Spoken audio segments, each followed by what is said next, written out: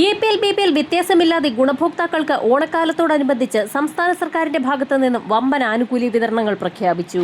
ഇത്തവണയും കൂടുതൽ ആനുകൂല്യങ്ങൾ എത്തിച്ചേരുക സാമൂഹ്യ സുരക്ഷാ ക്ഷേമ പെൻഷൻ ഗുണഭോക്താക്കൾക്ക് തന്നെയാണ്.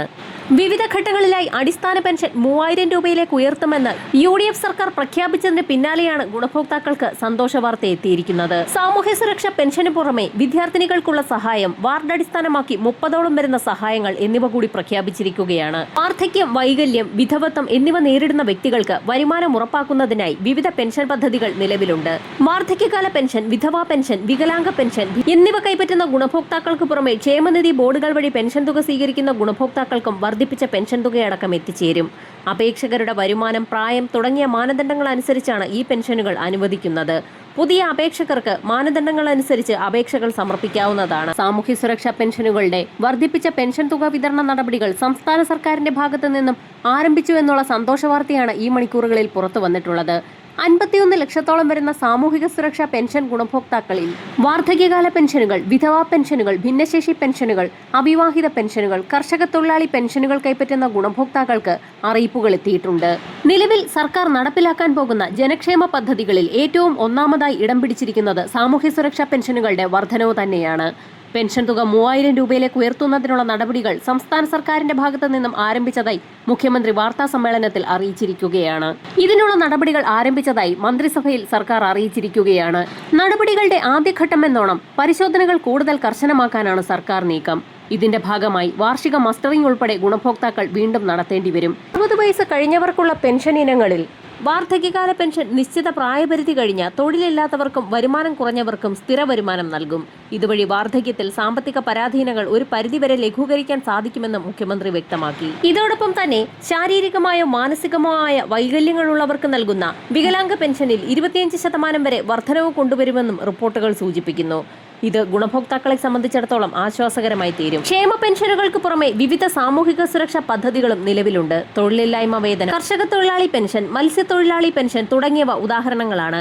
ഈ പദ്ധതികളെല്ലാം സമൂഹത്തിലെ വിവിധ വിഭാഗങ്ങൾക്ക് സുരക്ഷയും താങ്ങും നൽകുമെന്നും സാമ്പത്തിക അസമത്വം കുറയ്ക്കാൻ സഹായിക്കുമെന്നും മുഖ്യമന്ത്രി കൂട്ടിച്ചേർത്തു. ഈ സാഹചര്യത്തിലാണ് റേഷൻ കാർഡുള്ള ഗുണഭോക്താക്കൾക്ക് ഓരോ വീട്ടിലേക്കും വാർഡ് അടിസ്ഥാനത്തിൽ 30ൽ പരം സഹായങ്ങൾ കൂടി സംസ്ഥാന സർക്കാരിന്റെ ഭാഗത്തു നിന്നും പ്രഖ്യാപിച്ചിരിക്കുന്നത്. സഹായങ്ങൾ വിതരണം ചെയ്യുന്ന വാർഡ് സഭകൾ, ഗ്രാമസഭകൾ ഇപ്പോൾ ആരംഭിച്ചിരിക്കുകയാണ്. എല്ലാ വീടുകളിലും റേഷൻ കാർഡുകളുണ്ട്. അതോടൊപ്പം തന്നെ ഹരിതകർമ്മസേനയ്ക്ക് യൂസർ ഫീ അടയ്ക്കുന്ന കാർഡുകളുമുണ്ട്.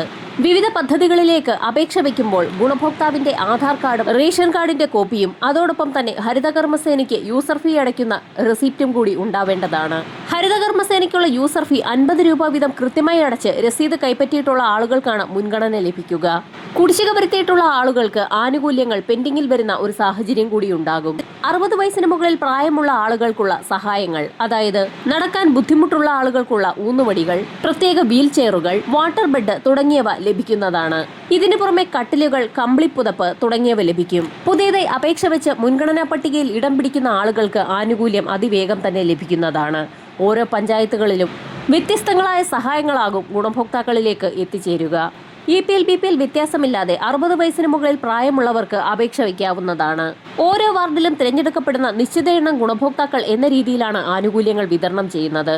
ഓരോ വീടുകളിലേക്കുമുള്ള സഹായ വിതരണത്തിന്റെ ഭാഗമായി ബയോവിൻ, അതോടൊപ്പം തന്നെ മണ്ണിര കമ്പോസ്റ്റ് നിർമ്മാണത്തിനുള്ള യൂണിറ്റിന് പ്രത്യേക സഹായങ്ങൾ, പച്ചക്കറി തൈകളുടെയും ജൈവവളങ്ങളുടെയും വിതരണം, തീറ്റപ്പുല്ല് കൃഷിക്കുള്ള പ്രത്യേക സബ്സിഡി, മൃഗപരിപാലനവുമായി ബന്ധപ്പെട്ട് മറ്റ് ആനുകൂല്യങ്ങൾ, അതോടൊപ്പം തന്നെ വീട് മെയിന്റനൻസ് ചെയ്യുന്നതിന് വേണ്ടിയുള്ള സാമ്പത്തിക സഹായ വിതരണം, പിന്നോക്ക വിഭാഗത്തിനുള്ള പ്രത്യേക ധനസഹായങ്ങൾ, വിദ്യാർത്ഥികൾക്കുള്ള പ്രത്യേക സ്കോളർഷിപ്പുകൾ, പഠന മുറി നിർമ്മാണത്തിന് 2 ലക്ഷം രൂപ വീതം വിതരണം, മുട്ടക്കോഴി വളർത്തലിന് വേണ്ടിയുള്ള പ്രത്യേക സഹായങ്ങൾ, കൂട് നിർമ്മിക്കുന്നതിന് വേണ്ടിയുള്ള പ്രത്യേക സബ്സിഡി ധനസഹായങ്ങൾ തുടങ്ങി 30ഓളം വരുന്ന സഹായങ്ങളാണ് പ്രഖ്യാപിച്ചിരിക്കുന്നത്.